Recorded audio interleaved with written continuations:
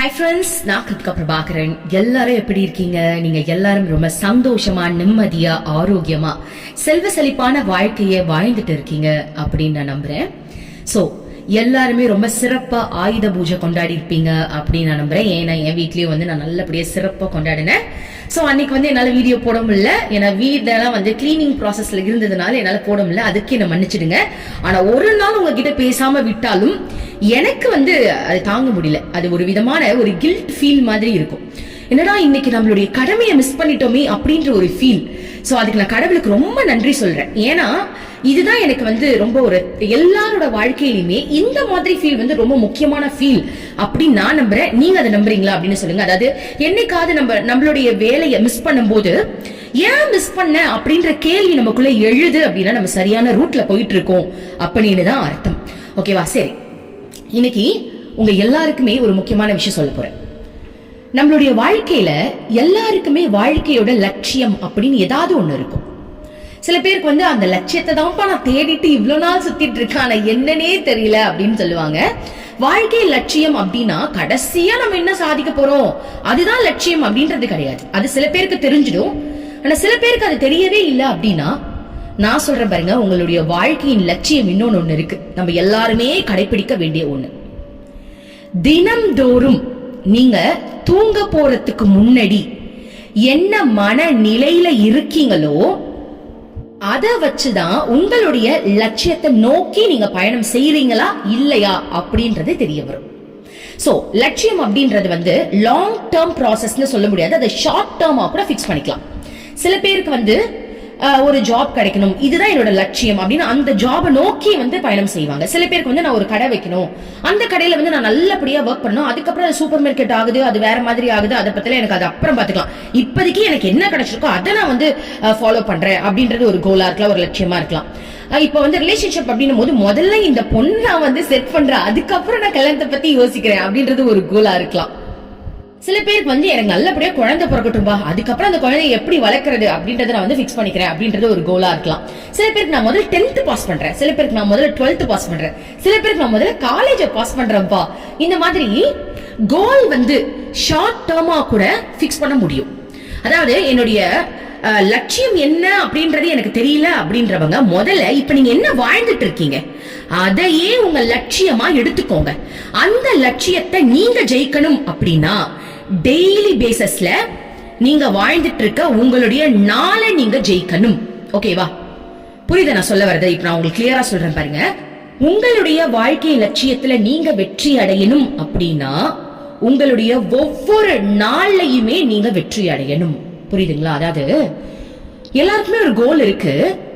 அந்த கோலை நீங்க அச்சீவ் பண்ணணும் அப்படின்னா உங்களுடைய மைண்ட் செட் ரொம்ப முக்கியம் இல்ல? அதுதான் லா ஆஃப் அட்ராக்ஷனுக்கு ரொம்ப முக்கியமான ஒரு விஷயம்.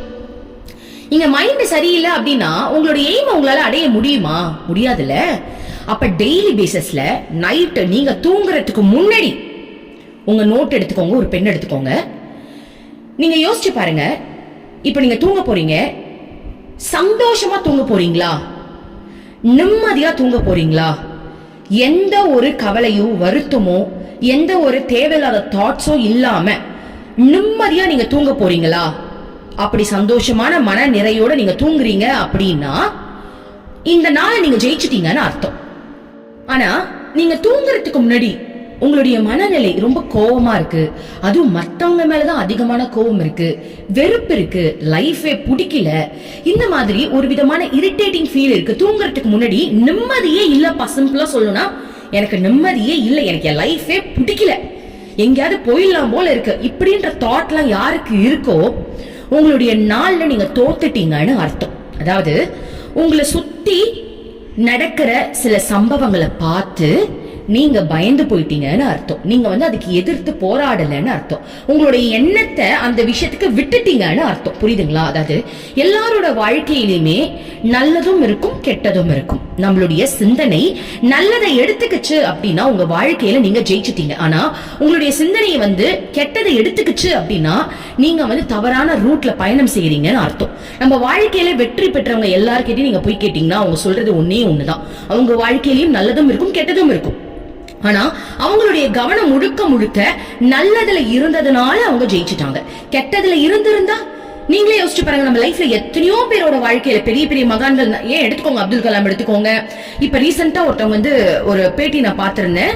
அவங்களுக்கு வந்து 16 ஏஜ்லயே கல்யாணம் ஆயிருந்தது. ஆனா இப்ப டாக்டரா இருக்காங்க. ஒரு 16 வயசுல கல்யாணம் பொண்ணு, குடும்பத்துல வந்து நிறைய பிரச்சனைகள் இருக்கு, வசதி இல்ல.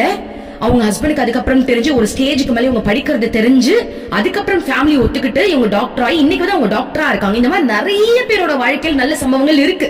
உடனே நீங்க நினைக்கலாம், அவன் ஹஸ்பண்ட் நல்லவன் அதனால அவங்க பண்ணிட்டாங்க. ஏன்னா இந்த மாதிரிதான் அந்த தேவையில்லாத புத்தி வந்து இப்படிதான் போய் பிடிக்கும். இந்த மாதிரிலாம் யாருமே நினைக்க கூடாது.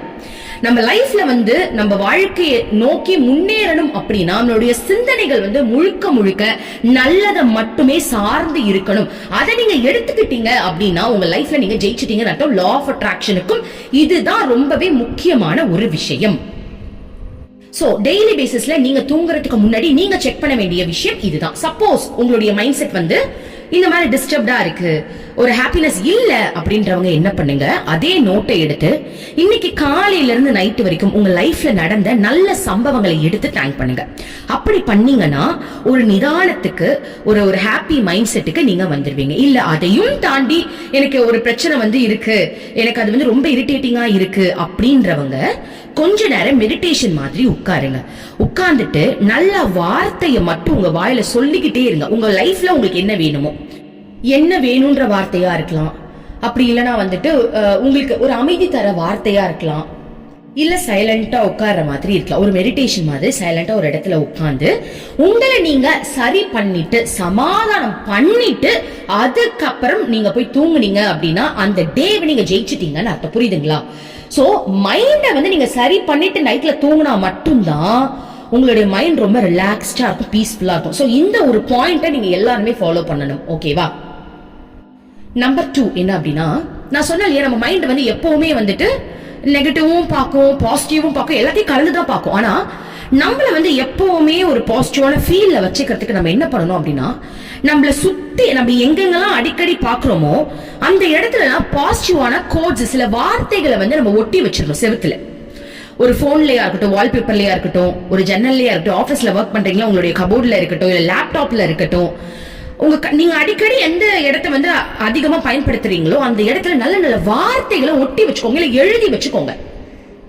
ஓகேவா? உங்க கோல மையமா கொண்டதா இருக்கலாம், இல்ல வந்து உங்க லைஃப்ல வந்து பாசிட்டிவா நீங்க இருக்கணும் அதுதான் உங்க கோல்னா அதுக்கு சம்பந்தப்பட்ட வார்த்தைகளா இருக்கலாம்.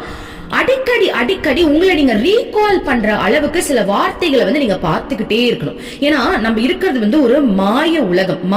மாய உலகம் அப்படின்னா எதை சொல்றேன்னா, அந்த நெகட்டிவான சில விஷயங்களை வந்து அதுதான் அந்த மாயைன்றது.